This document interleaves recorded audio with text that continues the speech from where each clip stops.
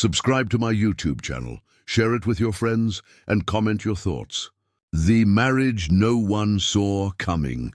The judge's gavel hadn't even echoed its final thud when she flinched, not from the sound, from the man standing beside her, her husband of 12 minutes, who had just whispered coldly in her ear, "This is just paperwork." "Don't get any ideas." Ava kept her smile frozen, her eyes fixed on the clerk as she handed back the signed certificate. Her fingers trembled slightly, but not from fear, from something deeper, something darker, something she hadn't felt in years: power. No one in the room knew she had slept behind a dumpster the night before, or that she hadn't eaten in 2 days, or that the only reason she was wearing white was because she'd found the dress in a thrift store's donation bin, stuffed in a black garbage bag, still smelling faintly of lavender and regret. No. They saw what they were meant to see: a timid, wide-eyed girl from nowhere. A poor stray, taken in by a wealthy, rebellious young heir who needed a wife fast, and Daniel Alcott, the 29-year-old billionaire with reporters breathing down his neck and a forced engagement he loathed, had found her at just the right time, or so he thought. He didn't know her real name wasn't Ava. He didn't know she'd been watching him for months. He didn't know the marriage was never his escape plan. It was hers. 3 days earlier. Rain pelted down on the cracked sidewalks of downtown Chicago. Ava's coat, too thin, too wet, too old, clung to her bones as she sat behind the dumpsters behind the Metro Plaza Hotel. She was invisible to everyone who passed, until he stopped. Black umbrella, Italian shoes, platinum watch. His tailored suit barely moved in the wind. Ava didn't look up, but she saw the shoes pause, then retreat. Coward, she whispered to herself. They all are. But then they returned. The man bent down. "You hungry?" She looked up slowly for effect, and then smiled. Daniel hadn't planned any of this. Not the runaway engagement, not the media frenzy, and definitely not approaching a homeless girl behind a dumpster for a fake wedding. But something about Ava's eyes that day had struck him. They weren't empty like the others. There was fire. No calculation. Still, he needed an out. His father was threatening to cut off access to the trust fund if he didn't marry Serena Caldwell, a politician's daughter with icy hands and a $5 million dowry clause. So, a fake marriage. That could buy him time. The girl had nothing to lose. She'd probably say yes for a hot meal. "Let's get married," he said bluntly that same night. "You'll get a place to stay, some cash, and after a few weeks, divorce." Ava blinked. Twice, then smiled again. A different kind of smile this time, quieter, hungrier. Okay. Now, back in the courthouse, Ava tucked the marriage certificate into her handbag like a trophy. The cameras outside waited to catch a glimpse of the mysterious bride. Daniel's assistant shoved open the door. "Smile for the press." "Just once," he muttered. They walked out hand in hand. The flashbulbs exploded, and somewhere deep in the crowd, a man in a grey coat lowered his sunglasses, watched Ava closely, and smiled. That night, in Daniel's penthouse, Ava showered for the first time in weeks.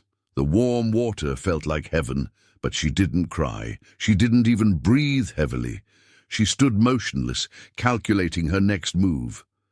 Daniel had poured himself 2 drinks. When she came out in one of his button-down shirts, he raised an eyebrow. "You're different," he muttered. "From who?" she asked, drying her hair. "From what I expected. Homeless girls usually don't quote Greek philosophers at dinner." Ava smiled. "You didn't ask what I used to be." "I didn't care," he said honestly, but he should have. 2 days later, things began to shift. Daniel's private banker called. "There's been some irregular activity on one of your lesser accounts. A $50,000 transfer made to an anonymous recipient, but it was authenticated from your home server." Daniel frowned. He hadn't logged in for days. He checked the logs. Someone had used his computer at 3:27 a.m. He turned to Ava, who sat calmly on the couch reading one of his first edition books barefoot, like she owned the place. He said nothing, but for the first time he watched her. That night, Ava slipped quietly out of the master bedroom. Daniel pretended to be asleep. She opened a locked drawer. She didn't take anything, just looked, then closed it, and whispered to herself, "Not yet." Daniel heard it, and something cold settled in his gut. The next morning, she was gone. So was the marriage certificate, and Daniel's tablet, and his backup drive. A note sat where she used to sleep, written on hotel stationery. "You said this was just paperwork." I agreed, but only one of us meant it. Ava. Daniel stood in the doorway, stunned. Then something else hit him. He had no idea who she really was. No full name, no social, no past, and suddenly, no control. Back in a cheap motel room 3 hours away, Ava connected the backup drive to her laptop. His files opened easily. Bank statements, confidential emails, inheritance documents, private security footage, and one folder titled Alcott Case, Sealed. She opened it, and what she saw made her eyes widen. "So that's what you were hiding." She clicked. Send on a scheduled email, then picked up a new phone, dialed a number she hadn't used in years. "He's just like his father," she said into the phone, "and now I have proof." Cliffhanger. That evening, Daniel received a text from an unknown number. "What you buried 10 years ago is coming back." He stared at the message, heart pounding. Then his front door creaked open, and footsteps echoed on the marble floor. But Ava was supposed to be gone. He called out, "Ava?" No answer. Just one thing left on the floor. His father's old watch. The same one buried in the closed case file he thought no one would ever find. The watch that should have stayed buried. The watch lay on the polished marble like a ghost resurrected. Daniel Alcott didn't move, didn't breathe, just stared. It was unmistakable. A Patek Philippe, 1941, one of a kind. Silver with a cracked leather strap, initials on the back. E.A., his father's prized possession. Lost 10 years ago under circumstances so dark they had been locked away, legally, emotionally, and literally. Yet here it was, in his penthouse, without explanation, without logic. And Ava was gone. Or was she? Daniel slowly approached the watch. The closer he got, the colder the air seemed. He bent down, picked it up carefully, like it might detonate, and turned it over. There, on the strap, was something new. Red thread, tied in a loop, Ava's style.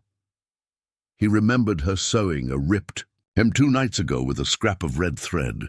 She said it was the only thing she had left from her mother, so this wasn't just a message, it was a declaration. 3 hours earlier, motel room, South Side, Ava zipped up the laptop and slid it back into the duffel bag. Her hands shook. Not from fear, from adrenaline, from the sheer power of knowing he didn't have control anymore. Daniel Alcott had built an empire on charm and silence, but now she held the keys to his worst secret. A sealed file from 10 years ago, labeled Alcott. Case confidential.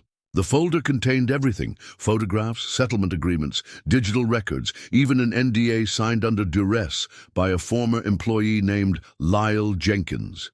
But that wasn't the worst of it. The worst was the video security footage. Grainy, shaky, dated November 4th, 2014. A teenage Daniel dragging someone through a forest, blood on his hands, a watch falling to the ground. A man's screams muffled into the wet night. The footage had never been submitted to police. Buried by the Alcott lawyers, hidden under corporate accounts, encrypted behind offshore servers. But now it was in her hands. Ava's phone buzzed. Unknown number.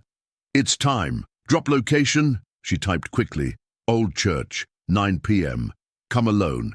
She slipped the burner phone into her back pocket and stared at herself in the cracked motel mirror. The woman looking back wasn't homeless anymore. She was dangerous, determined, but also still haunted. Meanwhile, Daniel's penthouse, Daniel stared at the security system. Every camera feed was clear. No sign of entry. No one had come in, according to the system. But someone had. And that someone had placed his father's missing watch inside his home. He opened the safe again, scanned its contents, nothing missing, except the sealed file drive gone. He nearly punched the wall. "What the hell do you want, Ava?" he muttered under his breath. He tried calling her number. It was disconnected. He called his private investigator. "I need everything on a woman named Ava. Possibly a fake name. Married her 4 days ago. I want her traced, tracked, and cornered. Tonight." "Got it," the voice replied. "What am I looking for?" "Her past," Daniel said coldly. "And mine. Flashback, 10 years ago." Thunderstorm lit up the forest. Daniel, then 19, was dragging a limp body through the mud. He was soaked, shivering, terrified, but angry. So angry. The man he dragged had worked for the Alcotts, had stolen money, had blackmailed Daniel's father, and he had threatened to go public. So Daniel had followed him into the woods. With a metal flashlight, he didn't mean to kill him, just scare him. But one swing too hard, one wrong angle, and the man stopped moving. Daniel had stared in horror, then dropped the watch, his father's, in the scramble to escape. No one ever found the body, or so he thought. Present. Abandoned church, south. Side, the old wooden door creaked open. Ava stepped inside. Her heart pounded, not from fear, but from anticipation.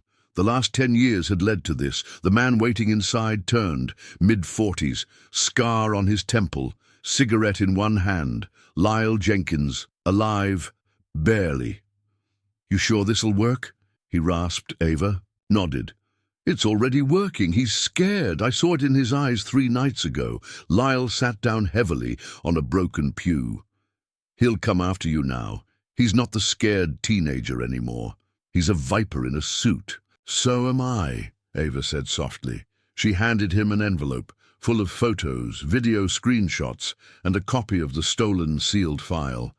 "This is your insurance," she said, "just in case." Lyle looked up. "Why do you care? Why go this far? You didn't even know me back then." Ava looked away for a moment, then back at him, eyes hard. "He ruined someone I did know. My sister." Flashback, 2014, Lila, 17, smart, curious. She had interned for the Alcott Foundation. Quiet girl, head down, always early. One night, she didn't come home. Her body was never found, but Ava found her diary later. Pages torn out. One name scratched over and over, Daniel Alcott. She tried to report it. No one listened. The case was closed before it started. Runaway, the detective had said. But Ava knew better. And when she saw that watch in a press photo years later, on Daniel's wrist, she knew. "I'm not just doing this for Lyle," she told the man in the church. "I'm doing this for Lila, for every girl like her." Later that night, Daniel's private study, he played the video again. The forest, the body, the watch falling. "How the hell did she find this?" he whispered. He slammed the laptop shut and opened his secure safe. Inside was a single object. A Glock 19, fully loaded. He stared at it for a moment, then picked it up. Next morning, motel room Ava awoke to a knock on the door. She reached for her bag, but paused. The knock came again, softer this time. She crept to the door and looked through. The peephole. It was a woman, blonde, early 30s, nervous. She knocked once more and whispered, "I know what he did. Please let me in. He'll kill me if he finds out I talked to you." Ava froze, then slowly opened the door. Elsewhere, Daniel's private investigator's car. The phone rang. "Sir, we have a trace. She met with Lyle Jenkins last night." "Impossible," Daniel said. "He's dead." Apparently not. They were seen together near the abandoned church. Daniel gripped the steering wheel harder. "I want both of them gone, discreetly, before this spreads." The line went dead. Motel room. The woman introduced herself as Kendra. "I worked for the Alcott's legal team, back when they buried everything," she said. Ava's eyes narrowed. "Why are you coming to me now?" Kendra pulled out a flash drive. "Because my conscience finally grew louder than my fear." She plugged it into Ava's laptop. Another video loaded. Different location. Different time, but same man, Daniel, this time arguing with an older woman. "You don't get to blackmail me," he snapped on screen. Seconds later, he shoved her. Hard. The woman's head hit the sink. The video ended. "That was 2 years ago," Kendra whispered. "She was my aunt. She never recovered." Ava closed the laptop.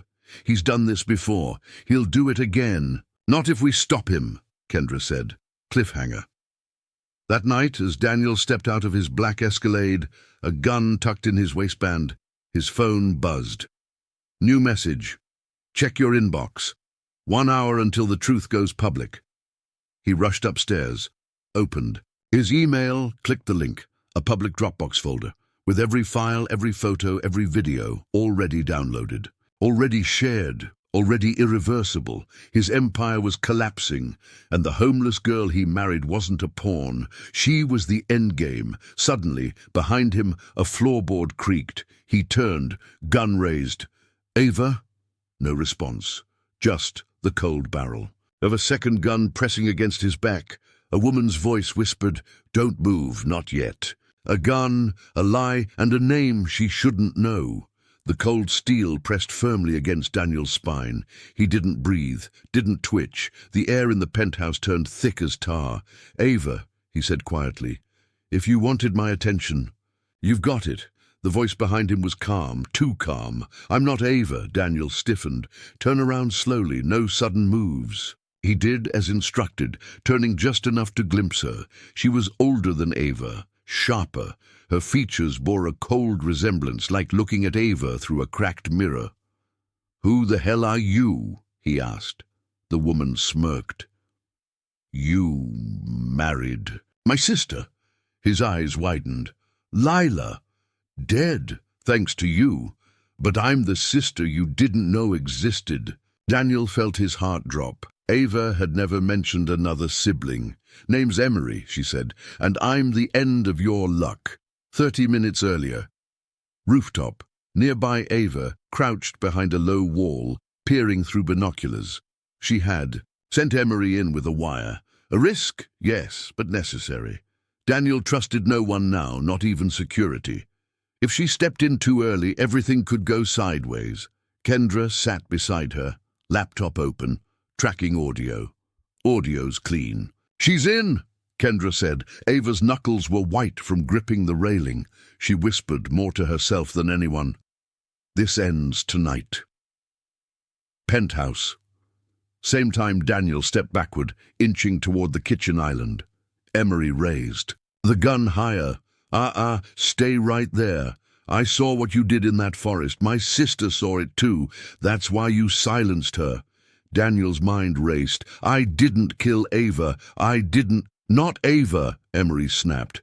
"Leela, the girl who trusted you, who disappeared after confronting you with that video."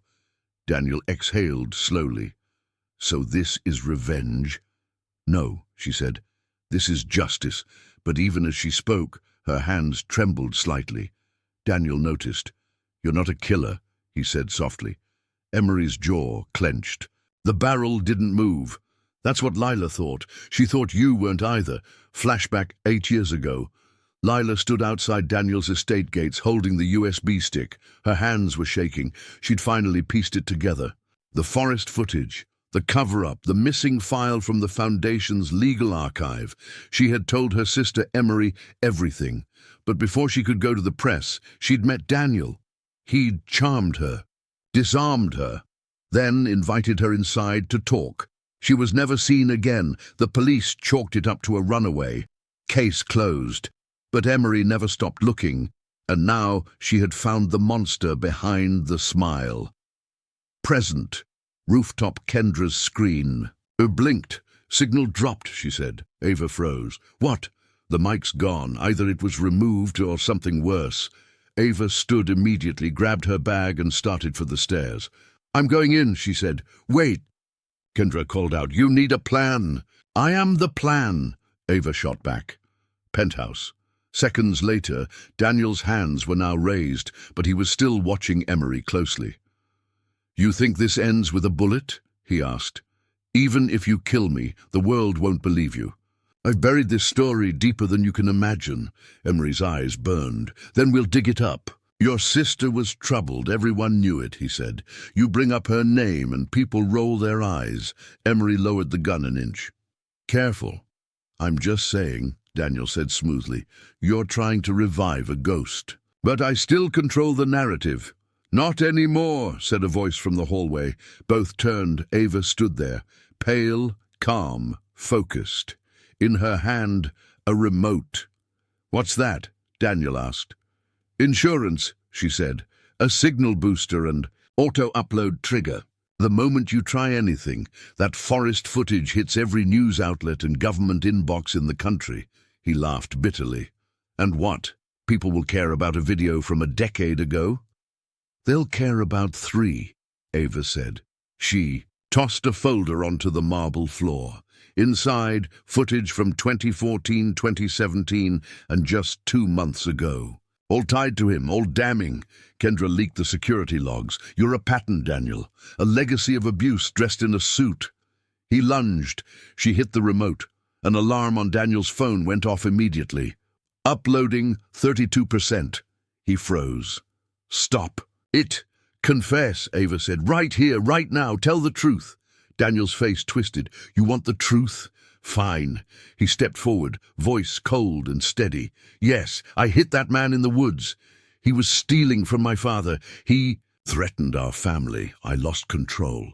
"And Lila?" Emery snapped. Daniel hesitated, then nodded. "She found the footage. She said she wouldn't tell if I turned myself in, but she was bluffing. She'd already sent copies. I couldn't risk it." "So you killed her?" Ava asked, voice shaking. "No," Daniel said. "I had her taken. By someone else. I don't know where they buried her." The room fell deathly silent. Rooftop, Kendra's screen. Kendra stared in horror. "Uploading, 96%, 97%. Come on, finish," she whispered. Then the screen blinked red. Signal interrupted. Upload failed. No. The signal was jammed. Penthouse. At that moment, Daniel lunged again, but this time Emery was ready. She fired. The shot rang out, deafening in the marble hall. Daniel collapsed to the floor, blood pouring. Aimed from his shoulder, Ava rushed over, kicked the gun away from his reach. "You'll live," Emery said coldly, "but you'll wish you hadn't." She pulled out her phone and made a call. "Police. I have evidence on Daniel Alcott, multiple felonies, confession recorded, injured but alive." 2 hours later, newsbreak breaking. Billionaire Daniel Alcott, arrested for attempted murder, obstruction, and ties to unsolved cases. Clips of the confession were already circulating. Kendra had managed to recover the upload. The internet lit up like wildfire. Former employees, victims, witnesses. One by one, they came forward. Daniel's empire crumbled overnight. Hospital room. Next day, Daniel lay cuffed to a bed, sedated, guarded. Across the street, Ava and Emery watched from a cheap cafe. "He'll get out eventually," Ava said. "He won't walk free again," Emery said. "The world saw him for what he is." Ava looked down at her wedding ring. "He married me thinking I was desperate," she whispered. "Thought he could control me like all the others." Emery nodded. "And he didn't realize you had already started the fire." That evening, anonymous message boards, a user named Redthread posted a final message. "Justice doesn't always wear a badge. Sometimes it wears stitches, carries scars, and waits in the shadows. Lila deserved better. So do all of us. This is just the beginning." Cliffhanger. As Ava walked through the city alone later that night, her phone buzzed. Unknown. Number. "You think this ends with him? You've made enemies you don't even know yet." Attached. A photo of her motel door, taken today. Someone had been watching, and Daniel's secrets may have gone even deeper than she thought. Ava's hands trembled. She looked up at the night sky, then whispered to herself, "What did I just start?" The underground files. Ava stared at her phone. Screen, unknown. Number, you think this ends with him? You've made enemies you don't even know yet. Attached was the photo of her motel door, time-stamped just 2 hours ago. Her blood ran cold. She looked over her shoulder, but the sidewalk behind her was empty. Still, every parked car, every dark alley now felt like a threat. She shoved the phone into her jacket and hurried down the block.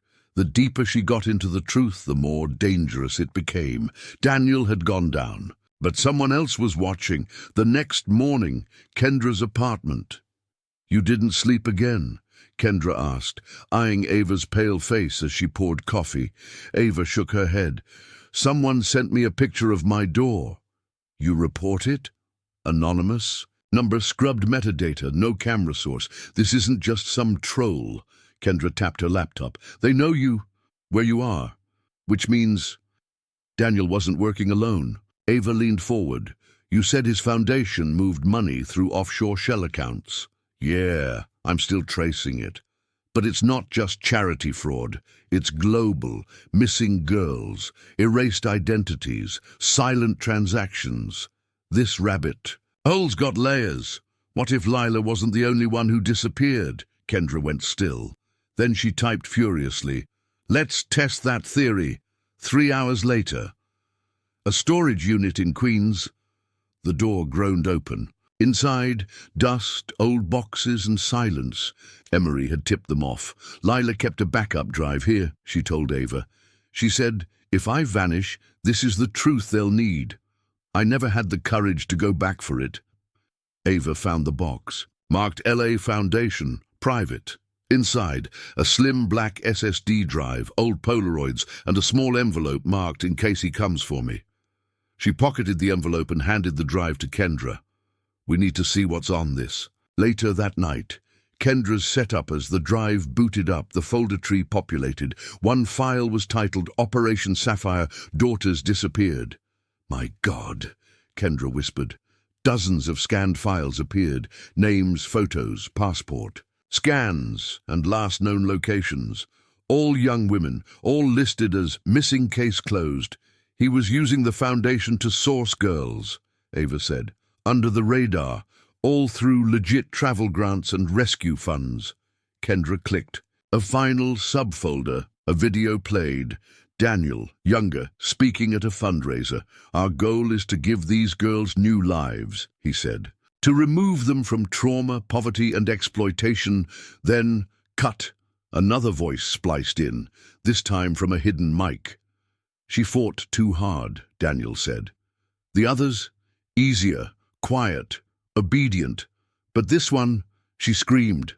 Ava uncovered her mouth. He wasn't just faking kindness, he was running a trafficking ring. The next day, anonymous cafe in Brooklyn, Emery joined them with a bag slung over her shoulder. "I did some digging," she said.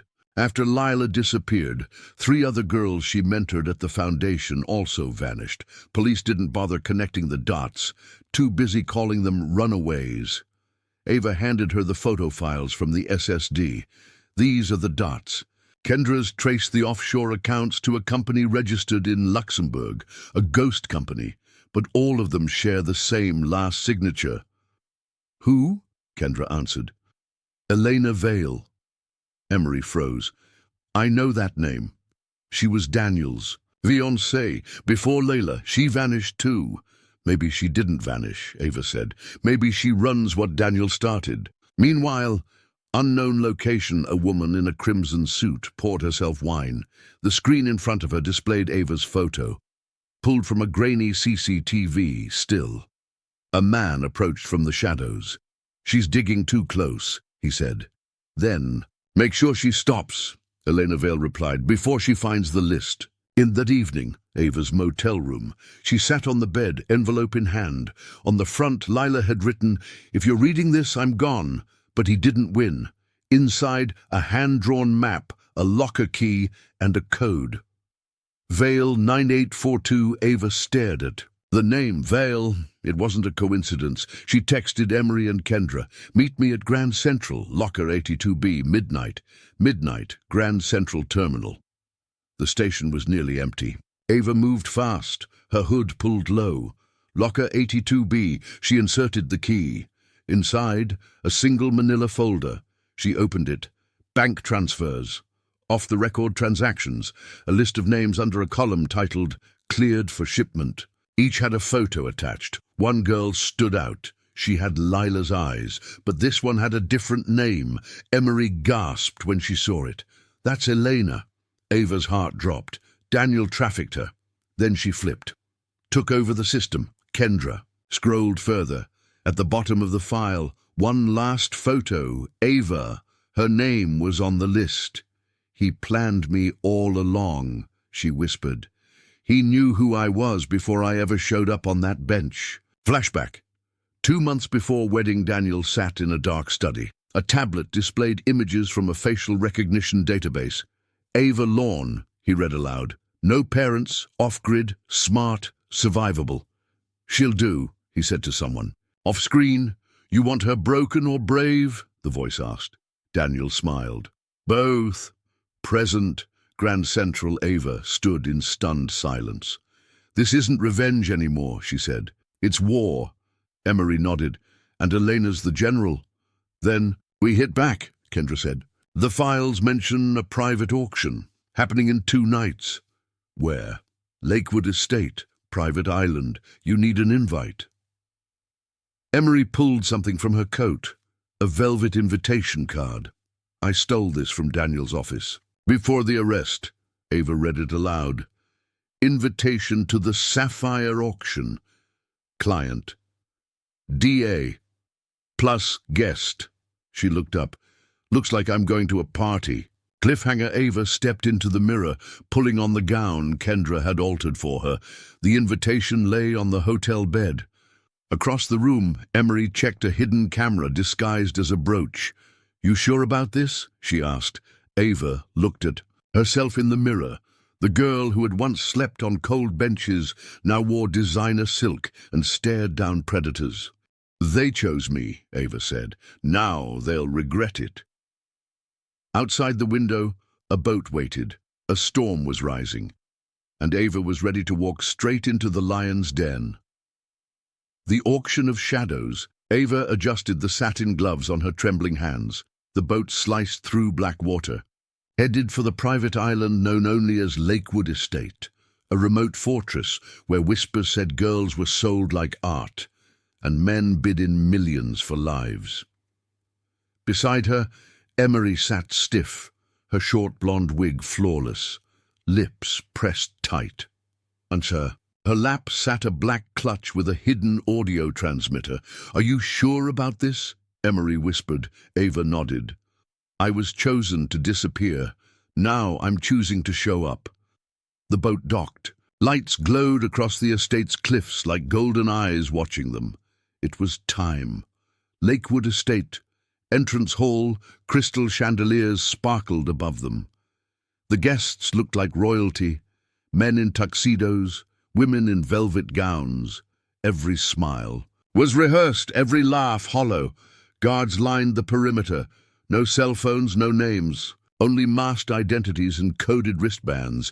Ava said DA+1, Daniel's guest list. That alone got them inside. Stick to the plan, Emery said. We split up. You locate the server. I track the VIPs. Ava scanned the room. She didn't see Elena Vale, but the walls practically pulsed with secrets. She moved quickly. Basement level. Restricted. Ava slipped down a side corridor, heart racing. Past a guarded door and 2 flights of marble stairs, she reached the auction prep level. Girls stood in line, dressed like dolls, drugged, silent, numbered tags around their wrists. Ava's knees nearly buckled. She spotted a server room door. A keypad blinked red. She reached into her clutch and slid in the stolen code. Vale 9842. Green light. The door clicked open. Inside, rows of monitors, hard drives humming. She found the primary hub labeled Sapphire 2025 and inserted Kendra's flash drive. A loading bar appeared. Downloading evidence, 3%, 4%, footsteps outside. She ducked behind the server racks as a voice said, "Elena wants room 9 prepped early. The highest bidders arriving now." Elena. She was here, and someone had paid extra for one specific girl. Upstairs. Auction room. Emery made her way through the crowd, recording names and faces. A soft chime rang out. The auction began. Behind a velvet curtain, a host with a silver mask announced, "Welcome, patrons. Tonight 5 gems, untouched, untraceable, unremembered." Ava had heard enough. She backed away, then froze. A new girl was being led past her. Pale skin, dark curls. Lila. She wasn't dead. She was here, drugged, eyes vacant. Ava's heart shattered. "Not her," she whispered. "No, no." The auctioneer's voice echoed through the halls. "Next up, lot 4. A rare return. She escaped once, but no one escapes Elena. Basement level, confrontation." Ava ran, past the guards, past the girls. She found room 9. Inside, Lila sat slumped on a silk couch, wrists bound with golden ribbon. Ava rushed in, cutting her loose. "Lila!" "It's me. It's Ava." No response. Her pupils barely moved. She shook her gently. "Please, don't you remember the rooftop, the poems, the promise?" A blink, a twitch of recognition. Va?" Lila rasped. Suddenly the door slammed shut. Behind it, Elena Vale. She wore a crimson gown and a smile like ice. "You always ruin things," she said, "just like he did." "Daniel," Ava spat. "You turned into him." Elena stepped forward, calm and cruel. "No, I surpassed him. He trafficked. For power, I do it for precision." "She's not a product," Ava shouted. "She's my sister-in-law. She's a human being." "Then why did your husband sell her?" The words hit Ava like gunfire. "What?" "Daniel orchestrated her vanishing, signed the transfer papers himself. You married into the blood money?" "Sweetheart." Lila sobbed behind her. Ava's heart cracked open. Flashback, Daniel's office, 1 year ago. Daniel stood in front of a man in a suit. "She's just another file," he said. "Send her to Elena. I don't care if she screams. And Ava, she'll never know." Back to Presentava's hands curled into fists. "He set this whole thing up, even me." Elena tilted her head. "You were never the target, Ava. You were the smoke screen." She raised a remote. "But now you're a liability." Ava lunged. They crashed into the wall. The remote skidded across the floor. Lila screamed. Elena grabbed Ava's hair and slammed her against the mirror. Blood smeared. "The glass." "You're not a savior," Elena hissed. "You're a symptom." "And you," Ava gasped, "are done." Meanwhile, upstairs, Emery watched the auction stall. People murmured. Lot 4 wasn't arriving. She grabbed her earpiece. "Ava, status, static." Then Ava's voice, weak but clear. "Basement, room 9, she's alive. But so is Elena. On my way." Emery dashed through the corridor, shoving aside stunned bidders. As she reached the stairwell, 2 guards stepped in front. She didn't hesitate, a swift jab to the throat. 1 down. She grabbed the second's baton and slammed it into his ribs. He fell with a groan. "Ava, I'm coming." Basement, final confrontation. Ava pressed Elena's wrist to the scanner. The lock on the door disengaged. "You're not going anywhere," Ava said. "You don't get it," Elena sneered. "Even if you win here, there are others. Men in countries you'll never visit. Accounts you'll never trace." Ava stepped back. "Maybe. But your auction ends tonight." Behind her, Kendra's flash drive beeped. Download complete. Suddenly, alarms blared across the estate. Emery burst in. "We've got the files. I leaked them live." "Where?" Ava asked. "Every news site, Interpol, Reddit. Your face is trending worldwide, Elena." Elena lunged, but this time Ava didn't flinch. She slammed the remote into Elena's temple. The woman crumpled. "Guards!" burst in, but froze at the sight of Kendra's live stream. The truth was out. No one could stop it now. 1 hour later, police evacuation girls were led out in blankets. Sirens echoed. Helicopters hovered above. Lila clung to Ava's side, eyes wide but alive. Emery sat on the ambulance bumper, bruised but smiling. Ava walked over to the arrest van. Inside, Eleanor sat cuffed, her mask gone, her empire in ruins. "You thought I was disposable," Ava said. "But you taught me how to fight." Elena's eyes blazed. "There are still others. You've only scratched the surface." Ava leaned in. "Then I'll scratch deeper." 3 days later, news headlines. Human trafficking empire exposed by former homeless bride. Daniel Alton's true legacy revealed. Auction ring linked to political figures worldwide. Lila was recovering. The other girls were being reunited with their families. The world was watching. And Ava? She stood at a rooftop again. Wind in her hair, not alone this time. Lila stepped beside her, hands warm. "You didn't give up on me." Ava smiled. "You never gave up on yourself." Cliffhanger. But just as Ava turned to leave her past behind, a letter arrived at Kendra's door. No return address. Just 4 words written in black ink. "You missed one."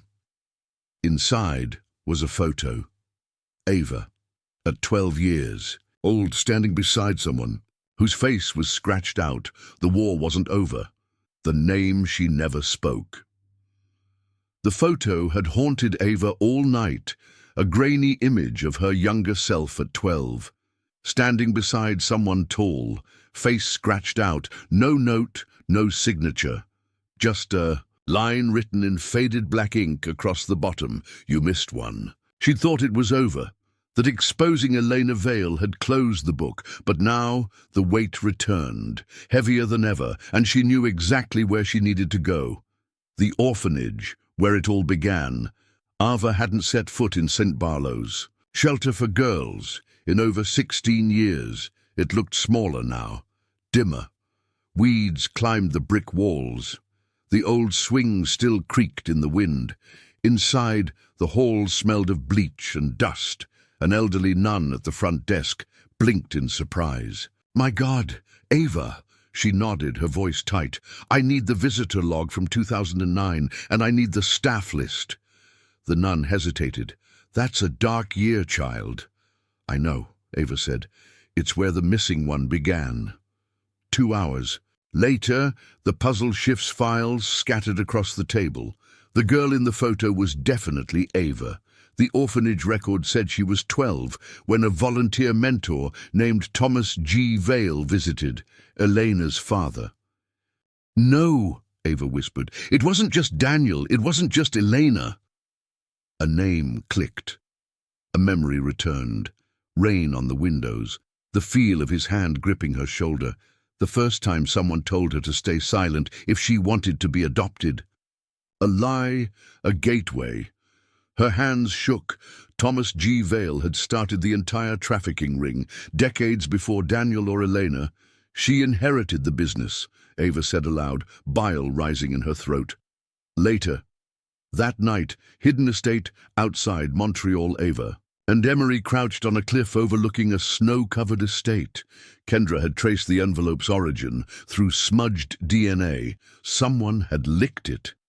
The match? A man presumed dead 10 years ago. Thomas Vale. "You sure?" Emery asked. Ava pulled the scratched photo from her coat. "I know what a ghost smells like." They climbed down, weapons drawn. This time, Ava wasn't here to expose secrets. She was here to end them. Inside the mansion, the final door, they crept past windows, through side entrances, and down into a private library. The room reeked of cigar smoke and something worse, rotting power. In the middle sat a man in a velvet chair, facing away. "You took longer than I expected," said a gravelly voice. Ava stepped closer. "Thomas." "Vale, I was 12. You told me I'd be special. He turned. His face was older, scarred, but the eyes were the same, dead cold. And you were, he said. You inspired the future. You started all of it, Ava hissed. Elena, Daniel, the auctions, the files. You trained your children in evil, he smiled faintly. And now they're gone, all because of a gutter girl with no last name. Emery raised her pistol. Say one more word, and I'll erase what's left of you. But Ava held up her hand. Let me. She stepped forward, pulled the photo from her pocket and threw it in his lap. I didn't miss one. I just saved the worst for last. Thomas leaned back. Do it then. But know this. Cut one head off, and 2 more rise. That's how darkness works. Ava stared at him. Then I'll keep cutting. She reached into her coat and pulled out a USB stick. Not for police. Not for exposure, for wiping every account tied to Vale Holdings. Kendra had rewritten the code to burn everything Thomas built. She plugged it into his wall computer. You won't live to see your kingdom fall, Ava said. But you'll know. It started with me. 2 shots rang out. One hit the bookshelves, the other didn't. 1 week later, rain in the city, no headlines, no investigations, just silence. Sometimes justice wasn't loud. Sometimes it just ended evil without applause. Ava walked out of a grey courthouse, Lila by her side. The trafficked girls had been relocated, identities cleared. Some were writing books. Others were just beginning therapy. Lila clutched Ava's hand. You made me whole, she said. Ava looked at her sister-in-law, her survivor. No, she replied, we made each other free. Later, a rooftop ceremony. No church, no priest, just Emery, Kendra, Ava, and Lila. They lit 5 candles. For the girls who hadn't survived, Ava read a line she found in her old shelter diary.